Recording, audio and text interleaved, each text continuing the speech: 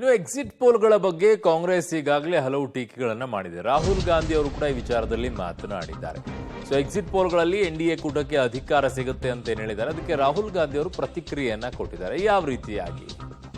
ಅದು exit poll ಅಲ್ಲ, ಮೋದಿಯವರ ಕಲ್ಪನಾ ಪೋಲ್ ಅಂತ ವ್ಯಾಖ್ಯಾನವನ್ನ ಮಾಡಿದ್ದಾರೆ. ಇಂಡಿಯಾ ಕೂಟಕ್ಕೆ 295 ಸೀಟ್ ಬರುತ್ತೆ ಅನ್ನುವಂಥದ್ದು ವಿಶ್ವಾಸ ರಾಹುಲ್ ಗಾಂಧಿ ಅವರಿಗೆ.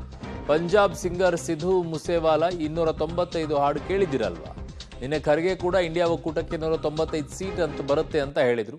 ಸೊ ಎಕ್ಸಿಟ್ ಪೋಲ್ಗಳ ವಿಚಾರದಲ್ಲಿ ಈಗ ರಾಹುಲ್ ಗಾಂಧಿ ಅವರು ಮಾತನಾಡಿದ್ದಾರೆ, ಪ್ರತಿಕ್ರಿಯೆಯನ್ನ ಕೊಟ್ಟಿದ್ದಾರೆ. ಇದು ಎಕ್ಸಿಟ್ ಪೋಲ್ ಅಲ್ಲ, ಇದು ಕಲ್ಪನಾ ಪೋಲ್, ಮೋದಿಯವರ ಕಲ್ಪನಾ ಪೋಲ್ ಅಂತ ಟೀಕೆಯನ್ನ ಮಾಡಿದ್ದಾರೆ. ಅವರವರ ಅಭಿಪ್ರಾಯಗಳನ್ನು ಅವರು ವ್ಯಕ್ತಪಡಿಸಿದ್ದಾರೆ. ನಿನ್ನೆ DK ಶಿವಕುಮಾರ್ ಅವರು ಕೂಡ ಹೇಳಿದ್ರು, ನಾವು ಇದನ್ನು ನಂಬೋದಿಲ್ಲ ಅಂತ ಹೇಳಿ. ಸೊ ಅದೇ ರೀತಿಯಾಗಿ ಈಗ ರಾಹುಲ್ ಗಾಂಧಿ ಅವರು ಕೂಡ ಇದನ್ನ ವ್ಯಾಖ್ಯಾನವನ್ನ ಮಾಡಿದ್ದಾರೆ. ನಾವೇನಿದ್ರು ಕೂಡ ಜೂನ್ 4ಕ್ಕೆ ನೋಡ್ತೀವಿ ಅಂತ ಹೇಳಿ. ಸೊ ಅವತ್ತು ಇದೇ ರೀತಿಯಾಗಿ ಬಂತಂದ್ರೆ EVM ಬಗ್ಗೆ ಪ್ರಶ್ನೆ ಮಾಡ್ತಾರಾ, ನಾವು ನಂಬೋದಿಲ್ಲ ಇದನ್ನ, EVM ಬಗ್ಗೆ ಅನುಮಾನ ಅಂತ ಹೇಳ್ತಾರ, ಗೊತ್ತಿಲ್ಲ.